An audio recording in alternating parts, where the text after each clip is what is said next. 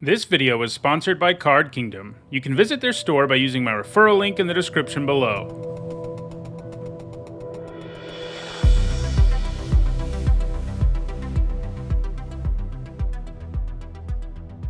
Hi everyone, I'm Nitsa Hone, and today is Wednesday, and that means it's time for the 45th edition of my deck history series. In this series, I take a look at prominent competitive Magic archetypes and trace their history from their development to the current day. As usual, I ran a poll last week where viewers got to vote on the topic for this week's video, and in the end, discard decks defeated life gain decks in a landslide. If you want to have a say in the topic of next week's video, you can go vote on the community tab. For the purposes of this video, a discard deck is any deck that's primary win condition involves making the opponent discard cards. This is the most famously embodied by the Rack, a card originally printed in 1994's Antiquities that punishes the opponent for not having enough cards in their hand. Making an opponent discard cards is already a great way to disrupt their game plan, so also having a card that turns that disruption into an actual win condition is pretty powerful. As we'll see in this video, the Rack has been central to almost all of the discard decks we've seen over the years.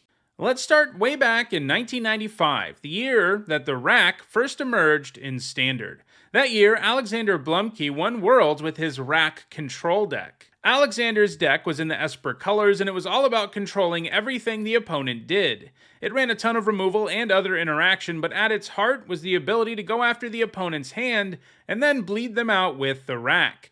Back in 1995, there were a lot of powerful discard effects in Standard, including Hymn to Turok and Mind Twist, both of which are among the greatest discard spells we've ever seen.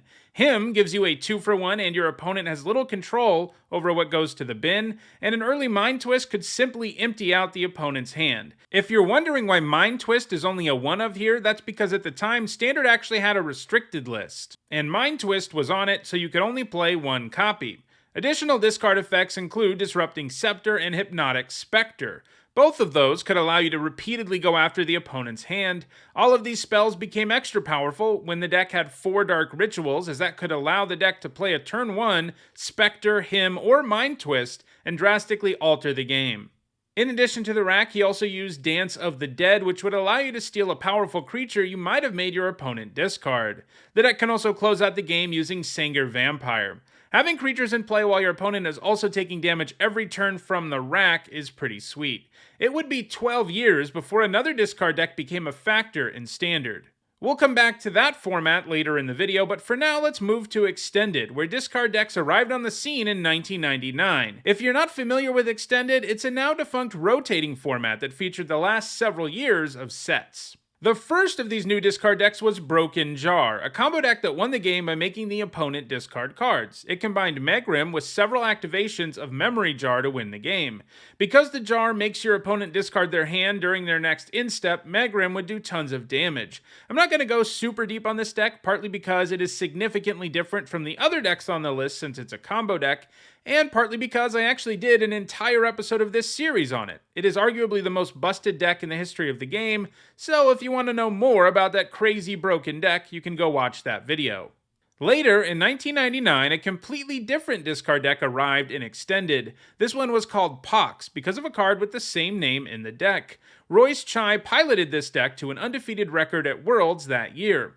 Pox is a powerful sorcery that has a big symmetrical effect on the board. Both players lose a third of their life, discard a third of their cards, sacrifice a third of their creatures, and sacrifice a third of their lands. While the effect is symmetrical, the deck could really downplay the effect the card would have on it. It did this first by forcing the opponent to discard in a multitude of other ways, with aforementioned cards like Hymn to Turok, and newer cards like Duress and Funeral Charm, so they were less likely to have the necessary resources to sacrifice meaningless things to Pox.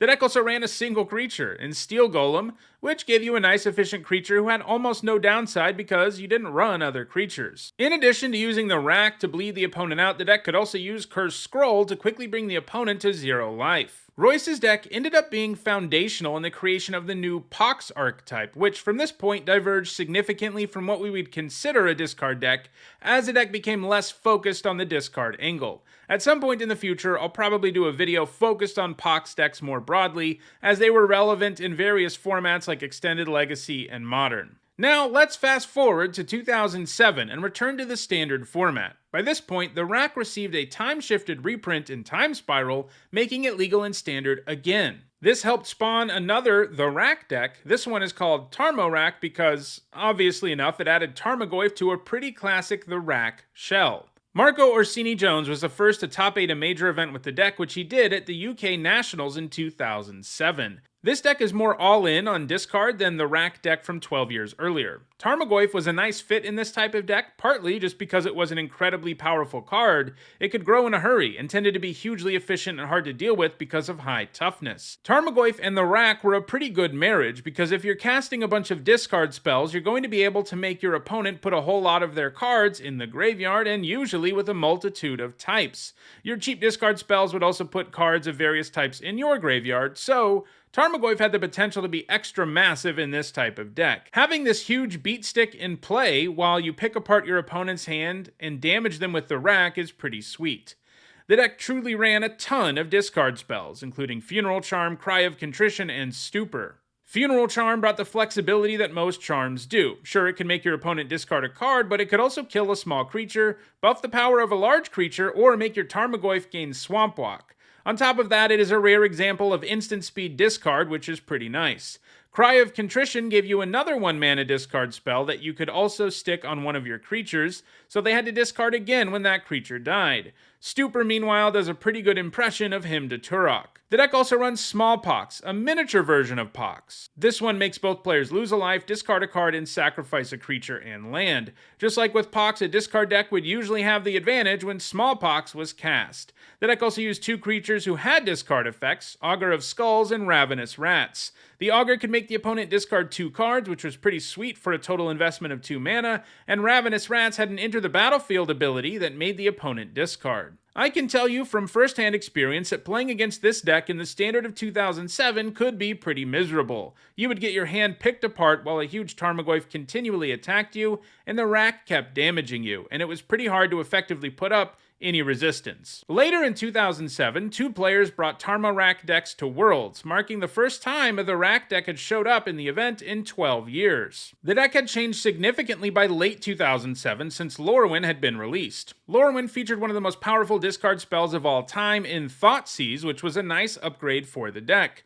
The release of Lorwyn also meant that the deck could run 2 of the first Planeswalkers that were ever printed, Liliana Vess and Garruk Wildspeaker. Liliana came with the ability to make the opponent discard cards, and the -2 could also search up the Rack or whatever other cards you needed. Garruk was less about discarding cards, but his ability to make bodies and ramp your mana was welcome. Planeswalkers were also not affected by Smallpox, so you had a leg up there too. The addition of Planeswalkers also meant that Tarmogoyf could now get even bigger, and the deck also ran a card with the tribal type in Nameless Inversion. So Tarmogoyf could really get huge in a hurry in this deck. This would be the last time that Standard saw the existence of a true discard deck that found success at the highest level. More recent cards like Tergrid, God of Fright, have brought some interesting incentives for such effects to Standard, but they still haven't really been able to break through at any major Magic event. The format just doesn't have access to enough powerful discard spells to support a strategy like this. It isn't impossible for a discard deck to be successful in Standard again in the future, though. Now let's move to the last format we're going to cover, Modern, the format where a discard deck has found the most consistent success. This discard deck, called 8-Rack, gets its name because it runs 4 copies of the Rack and 4 copies of Shrieking Affliction, another card that punishes the opponent for not having enough cards in the hand. It makes the opponent lose 3 life on their upkeep if they have 0 or 1 cards, so you can imagine that having both the Rack and Affliction in play is incredibly powerful. This deck first emerged at a major event at SCG Orlando in 2016. The deck was mono black, and it had access to some pretty powerful discard effects we haven't already seen. Smallpox, Funeral Charm, and Thoughtseize are joined by Inquisition of Kozilek, Raven's Crime, and Wrench Mind. Inquisition gives you another 1-mana discard spell that gives you a ton of information. Raven's Crime comes with Retrace and can let you turn your extra lands into discard spells. And Wrench Mind made most opponents discard 2 cards for only 2 mana. Perhaps the most powerful addition to the deck, though, is Liliana of the Veil. This iconic 3-mana Planeswalker can make both players discard, it can make an opponent sacrifice a creature, and she has an ultimate that usually wins you the game. From 2016 to today, 8-Rack decks have been a player in Modern, at least on the fringes of the format. If we take a look at 2019, we can find a version of the deck called 10 Rack because, you guessed it, there's another payoff for making the opponent discard, and it's another Planeswalker, Davriel Rogue Shadow Mage. He comes with the ability to make the opponent discard a card, and then punishes the opponent every upkeep if they have one or fewer cards in hand. So, with Affliction, Davriel, and the Rack in play, your opponent can lose life even more quickly. So, that's the history of discard decks. They first emerged during the second year competitive Magic really existed, and they still exist today, especially in Modern. Attacking the opponent's hand and punishing them for it at the same time is a powerful strategy. If you enjoyed this video, consider liking it and sharing it so that others can enjoy it too. If you want to make sure you catch future editions of Deck History, don't forget to subscribe and turn on notifications. If you want to catch up on past editions of Deck History, you should see the playlist on your screen shortly. And if you want to go the extra mile in supporting the channel, there are several ways you can do that. You can get a channel membership, you can become a patron, or you can buy Need to Hone merch. You can find all of those things in the description. Thanks for watching.